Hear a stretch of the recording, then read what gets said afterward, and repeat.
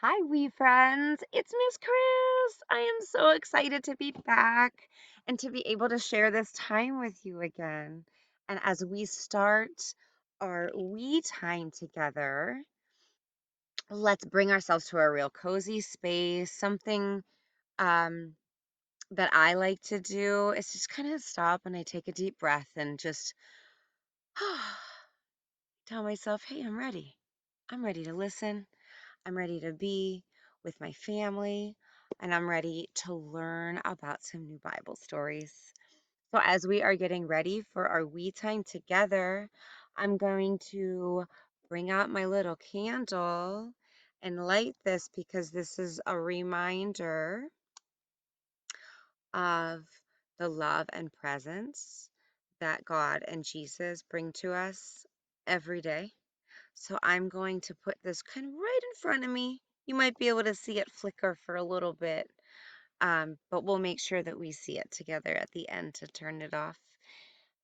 And I would love for us to be reminded of a very important word today, and that is prepare.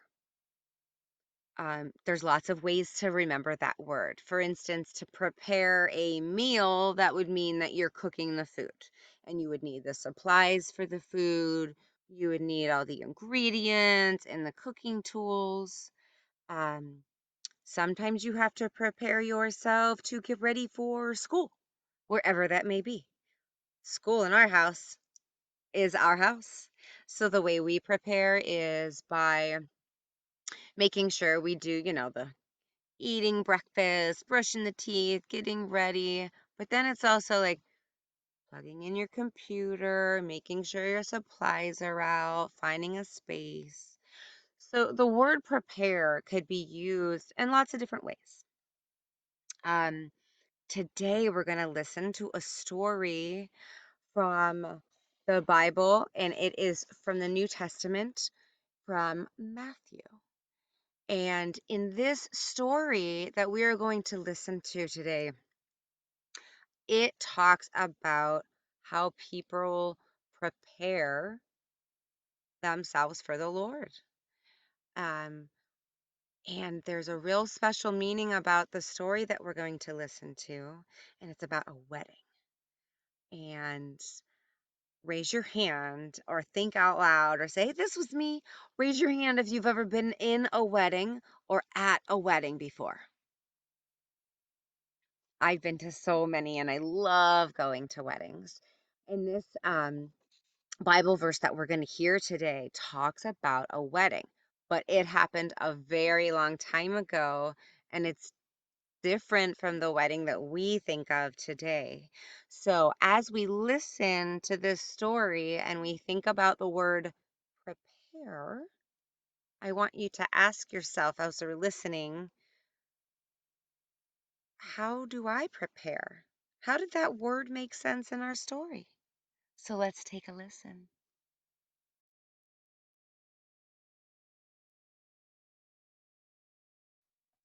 Jewish weddings in the first century often took place at the end of a harvest time. It was a big gathering of people, and there was usually lots of food and drink, and music and dancing, and guests wore really special clothes. The bride and her close friends would wait at her family home until the groom came and got her to take her to the place that would be their home. No one but the groom's father knew the exact time that the groom would come. The bridesmaids had to plan ahead and be ready with their lamps whenever the bridegroom finally came, because sometimes it would take a very, very long time and it would be way late into the evening. When the groom arrived at the bride's house, he would ask to see her. And when she came out, she would lift her veil and proclaim his joy at seeing her. This joyful beginning would follow the whole wedding procession through the streets of the town that they're in and on to their big feast after the wedding. The lamps most commonly used in the first century were small, mainly like the size of your hand. Lamps were made from clay and were like shallow covered dishes with two holes on the top. So they would pour olive oil through the larger holes, and a wick was placed in the smaller hole. Special care was taken to keep the wick trimmed. So if it burns down too low, then smoke would finally go out and the lamp wouldn't work anymore. So one of the five girls today in this story, I'm sorry, five of the girls today in our story did not plan ahead for the wedding. They should have known that it might have taken a while for the bridegroom to come to the house. This was the normal wedding procedure at the time. So some of the girls had come very prepared. They brought extra jars of oil with them, and they were ready for the groom's arrival. So the five girls who did not come prepared had to go and find oil while the rest of the wedding party proceeded to the big feast. Once the feast began, the groom's family closed and locked the gate. Probably it was to keep out like strangers and uninvited guests, but they got there because they weren't prepared and they had to go get more oil. They missed the party. So they weren't allowed to come in for the big feast. That made the bridesmaids so very sad.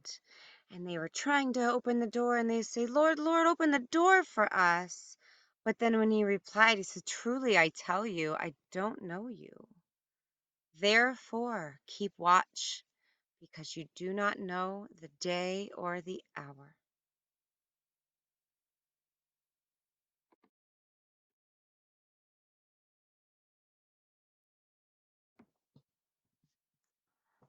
So, what did you think of that story? I feel like I learned a lot from that because the word prepare meant a few things in this in this reading, and I feel like the bridesmaids, some of them were prepared because they knew that the wedding was going to take a long time and they were going to be walking into the nighttime and they needed their lamps filled with oil. Some of the bridesmaids, were they prepared? No, they didn't even think about it.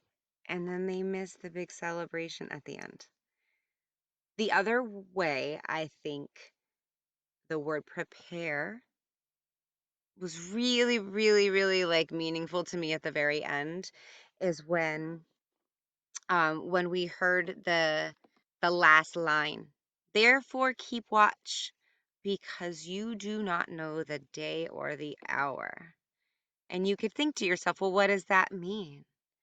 Um, and in this story, what that means is you need to be prepared, not for just a wedding, but for the Lord, because you don't know when He's going to come. So we always have to be ready and we always need to be prepared. I know in this day and age, we have to be prepared a lot more than we remembered before.